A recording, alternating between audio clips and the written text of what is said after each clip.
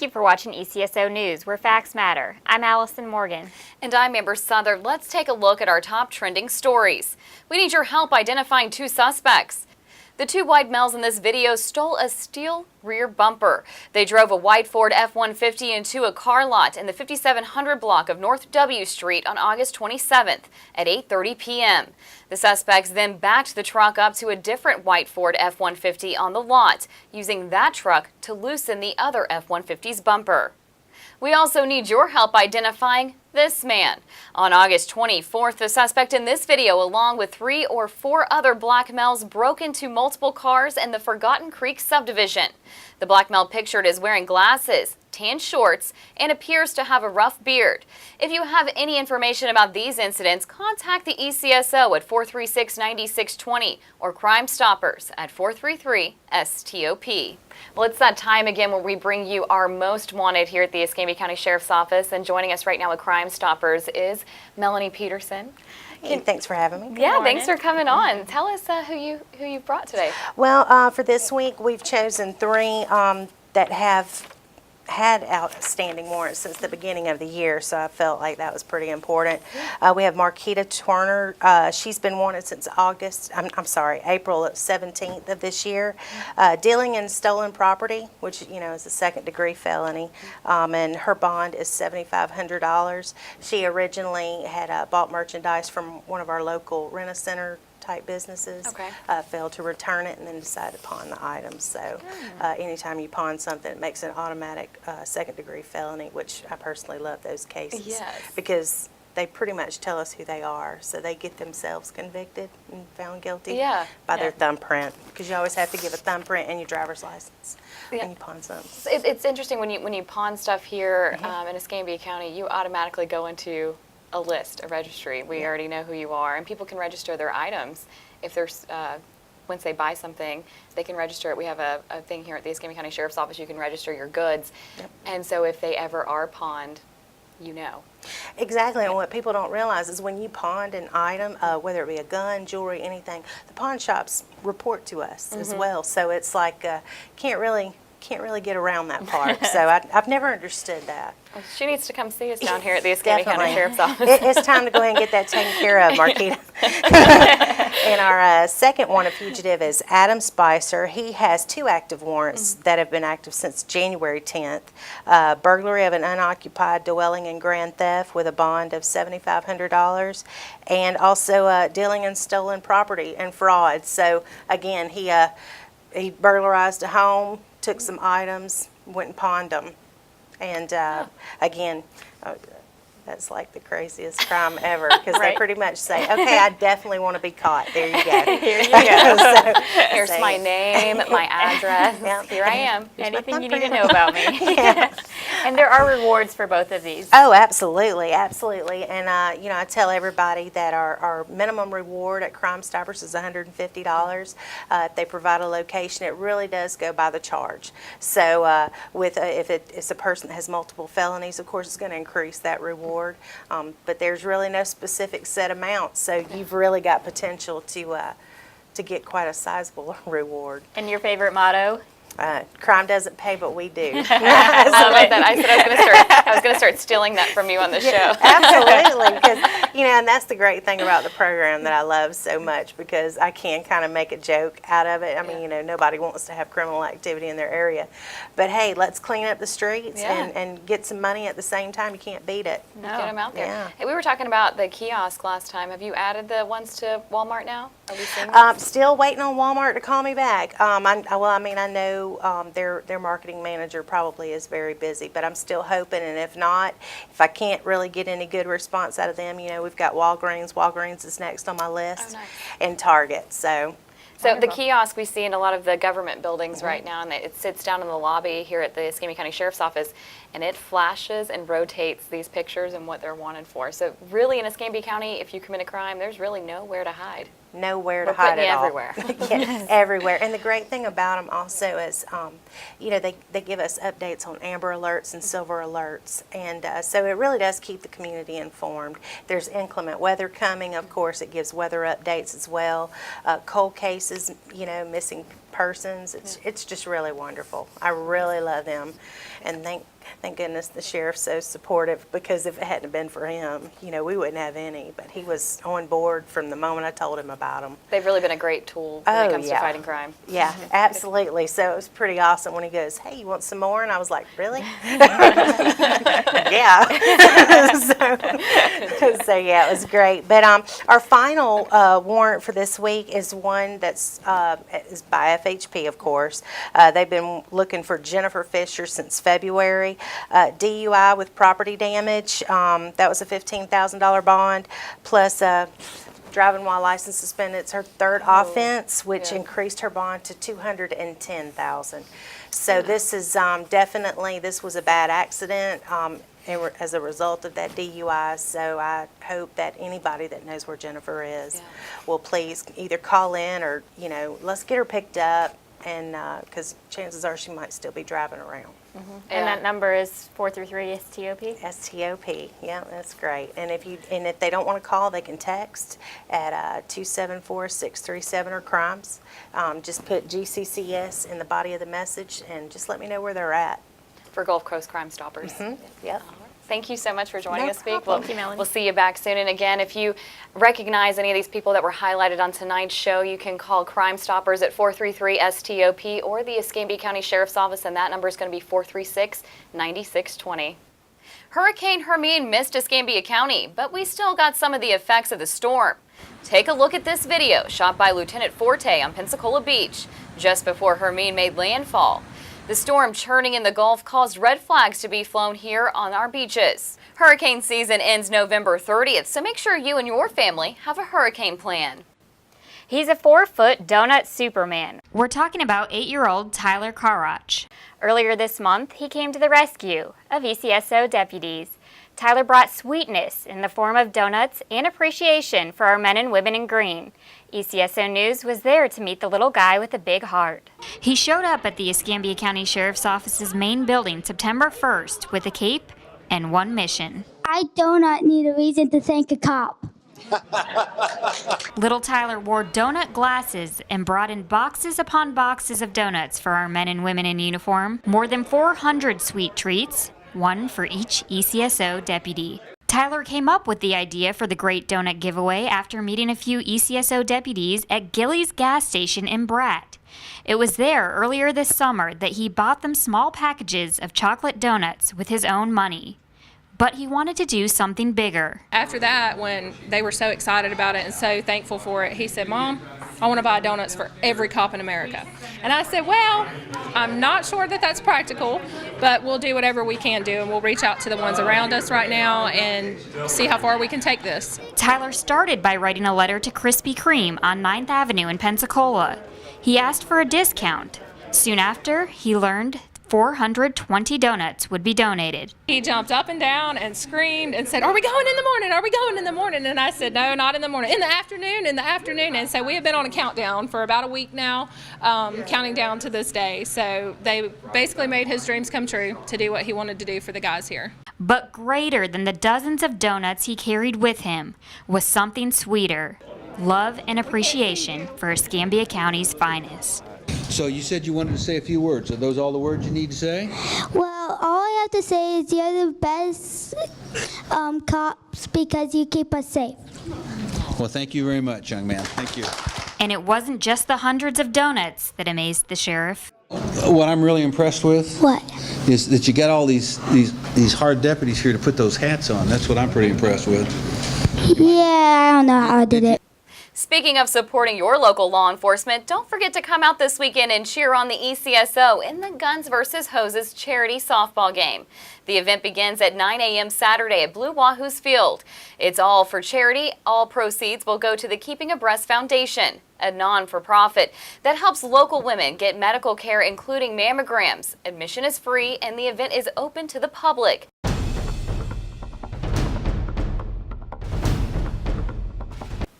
This week, we'd like to start our Missing Persons segment by saying thank you. We were able to locate a woman we profiled right here on ECSO News last week. We have Investigator Stimmel with us right now. Investigator Stimmel, how were we able to locate this woman? It was through viewers and people watching. Yeah, definitely. We believe that there was definitely some help that came in from the viewers and the people who were watching that helped us in locating Deanna Starr Robertson, which we aired last week. All right. Well, again, we'd like to say thank you for that. And you brought us some new people this week. Who? I did. 2 missing juveniles. The first one is Alexis Jade Franchetti. She's 17 years old. Her date of birth is 10/25 of 98. She's been missing since about August 31st, 2016, and she was reported to the sheriff's office about September 6th, 2016. So. Is she a habitual runaway or any record? She's not a habitual runaway. She has a couple runaways in a very long time ago, I think, but nothing recently. So this is new for her currently to be running away. Any known whereabouts? No known whereabouts at this time. And if anyone has seen them, who should they call? If it's in Escambia County, contact the Escambia County Sheriff's Office at 436-9620. If you want to remain anonymous, you can always use, like I said, the Crime Stoppers, 433-STOP, STOP. Or if it's in another jurisdiction, whether it be the city of Pensacola or another state, another county, just contact your local law enforcement and say, hey, I've seen this person. I believe they're a missing person out of Escambia County's jurisdiction, and they will confirm that they are or not missing and contact us. And we'd like to tell people, no tip's a bad tip. I mean, even if you thought you saw him. Even if you think you've seen somebody and you contact us or your local law enforcement agency and it was not them, it's still not a bad tip. We'll just cross that tip out that we investigated and that was not them. Okay, thank you so much for joining us. We'll see you Thanks again next week.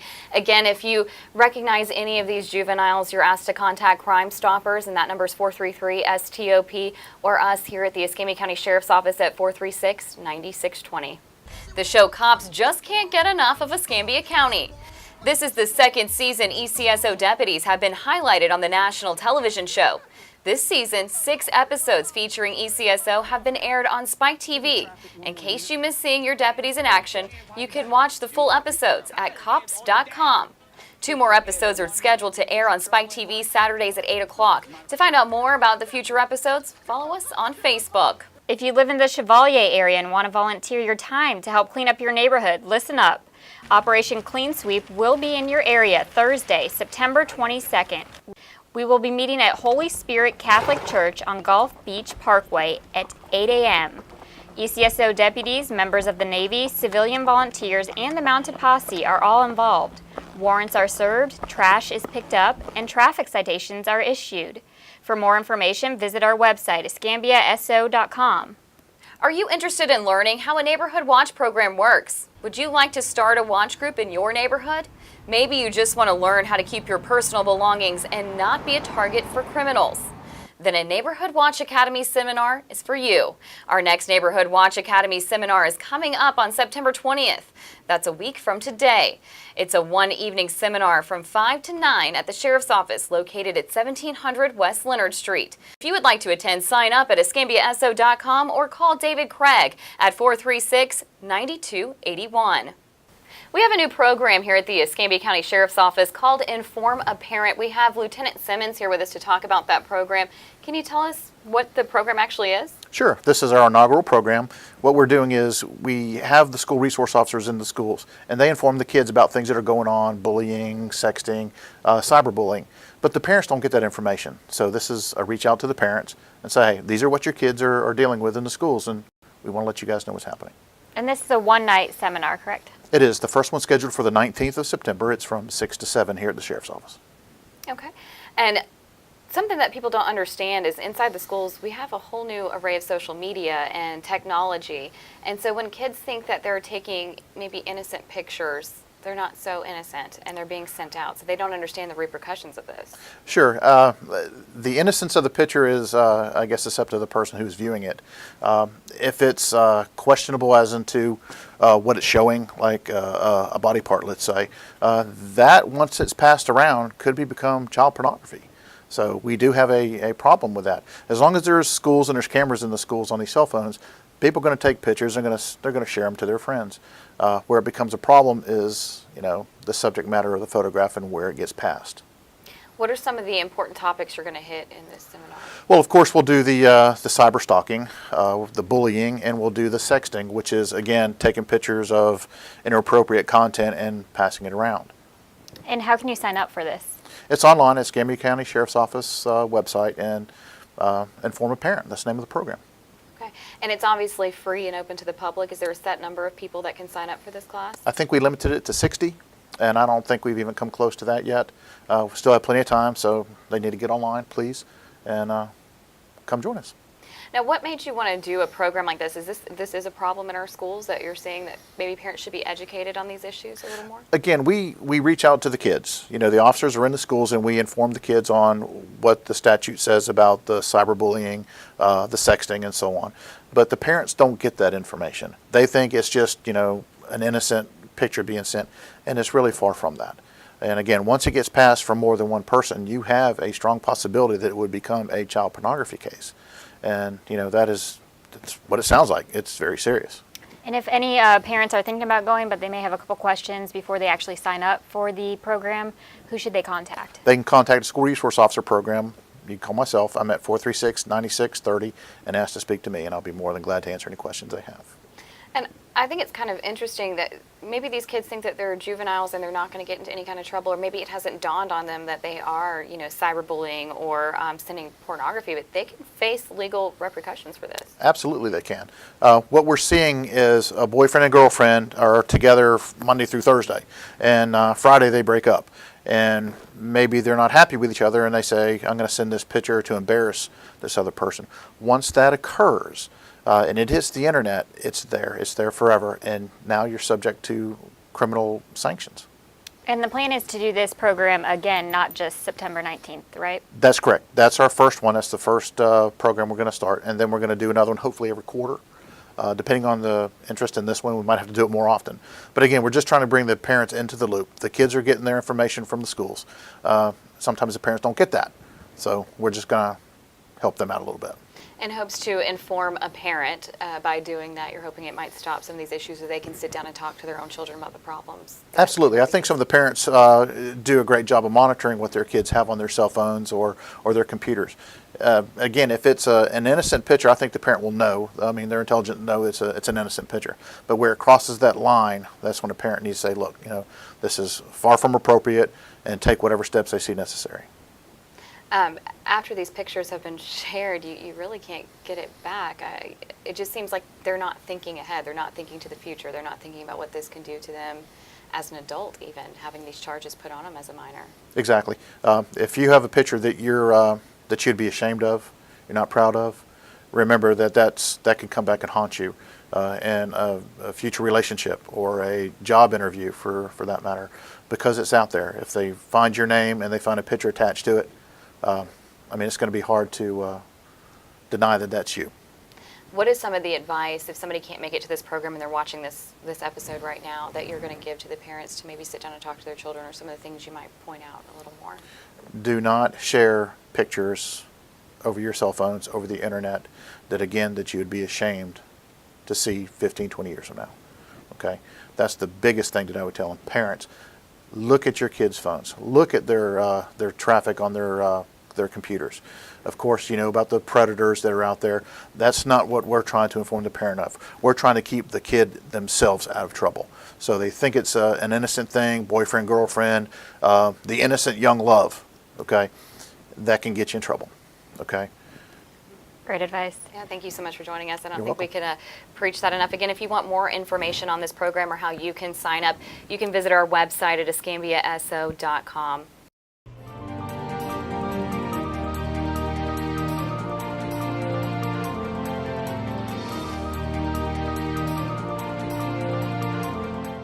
I'm Escambia County Sheriff David Morgan, and thank you for watching Ask the Sheriff.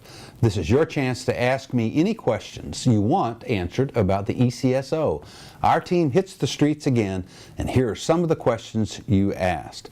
What is an acceptable speed to drive on campus in areas where there are no marked speed limits? The general rule is that you should comply with the last posted speed limit, but I am a little reluctant to answer any questions about any traffic regulations, restrictions, etc. on UWF, and the reason why is because you have a police department for the University of West Florida, which has legal authority within the campus and campus areas. So I would strongly recommend that you go to them. If there are places that are unmarked, ask what the policy is on the UWF campus for areas that are not marked. But having been out to your campus many times, you've got pretty good posted speed limits throughout there, and of course they have the pedestrian crossings, which are strictly enforced because you always have a tremendous number of students moving from point A to point B.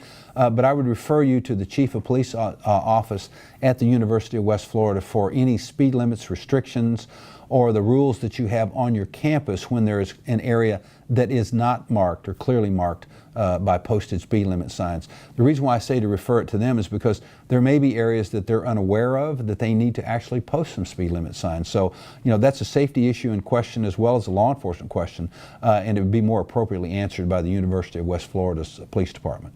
If I was in class and there was a shooter on campus, what would you suggest? Ryan asked a question about what his actions or actions of students should be if notified that there's an active shooter on campus. Ryan, as with one of our previous questions, I would direct you back to the University of West Florida's police department. Also, I believe in your student handbook there are some general directions as to what to do when certain alerts are put out on the campus, because they will notify you of any natural disaster or any emergency situation that occurs on the campus. I will also tell you that the University of West Florida's police department trains with our SWAT team in active shooter and how they intervene in those particular cases. We also have a memorandum of agreement with the University of West Florida Police Department in the event that they need additional assistance for an active shooter. But again, we're reluctant to give specifics about those actions, meaning that if we publish the plan as to what people should do with specifics, then we're also handing the information to what? To the bad guy.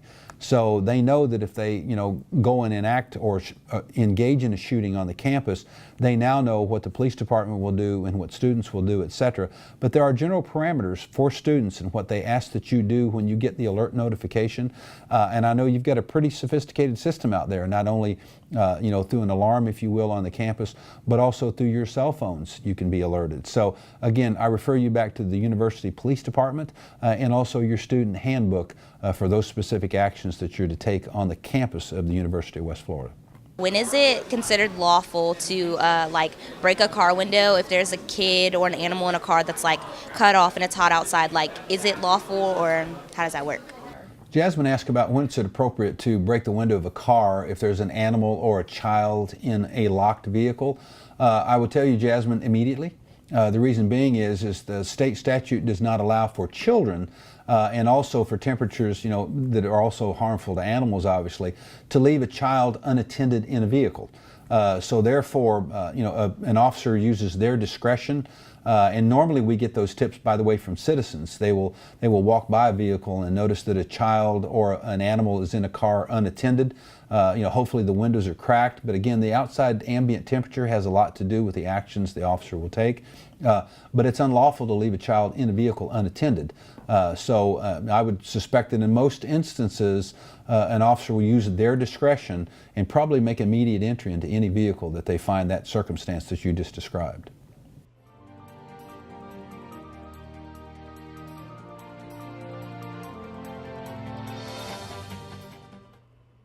Judy asked a question about, hurricane preparedness procedures. Judy, I will tell you that we're past masters in Escambia County on responding to hurricanes as a result of years ago when we had Hurricane Opal and Hurricane Aaron and then Dennis later, and then of course we were on the outer bands of Katrina. But you have an emergency operations center here in Escambia County and young men and women at the Escambia County Sheriff's Office that are truly past masters at responding to natural disasters. Mr. John Dosh, who heads up our Emergency Ops Center in Escambia County, has won so many state and national awards for his abilities to orchestrate our response to this. And then of course everything from not only law enforcement but to your fire department, to EMS, and our local hospitals. Everybody works in conjunction to include the Highway Patrol on our response for evacuation and extraction of people. The plans are reviewed, every year when we get into hurricane season for updating. We do an inventory at all of our precincts throughout the county, which are strategically placed. Do we have sufficient water supplies and MREs? We check our chainsaws. Do they still work? Do we have sufficient gas? Are all the vehicles prepared to respond? And then all that's coordinated for what we do in law enforcement for evacuation and securing scenes, again, in our partnership with the Emergency Operations Center. So we all respond there, and I will tell you that Escambia County is probably the best place to live if there's going to be a natural disaster, just because of the team of professionals that we have here. But the answer to your question is yes. You tune into the local radio stations, WCOA. You'll get notifications over the radio. And the nice thing about a hurricane is it's not a sudden event. We get days and weeks advance, by tracking through the National Weather Service and when they're coming in our direction. And again, if you watch your television or listen to your radio, you'll get periodic updates on the status of the storm, where it's at. Has it been upgraded from a tropical storm, or it actually starts as a depression to a tropical storm to a hurricane, and what actions you should take on the part of a citizen. If we get anything above a tropical storm or Cat 1, normally evacuation procedures are implemented and you're asked to evacuate the area. If you choose to remain, it's at your own risk, because we won't be able to do extractions of people or rescue people, because we also we will sit in our precincts, and basically what we do is we are in place until the hurricane passes, and then we go out to clear major arteries and roadways, and that's why we have chainsaws to assist the fire department and EMS and other emergency response people to get in there to make those extractions at that time and to rescue people. So, we ask that you follow all of those directions. It's for your personal safety, but, there are always people who say, well, I'm going to ride the hurricane out. There's still people who, in today's world, I find it hard to believe, they throw hurricane parties as if it's something that we should be celebrating. You're placing your life at risk and the risk of other law enforcement and emergency operations people responding to assist you. So again, we just ask you follow all the directions, and your family and your property will be as safe and secure as we can make it. But those things are reviewed annually and updated as necessary, and we're ready to respond in Escambia County. Remember, you can also email your questions and ask the sheriff at escambiaso.com.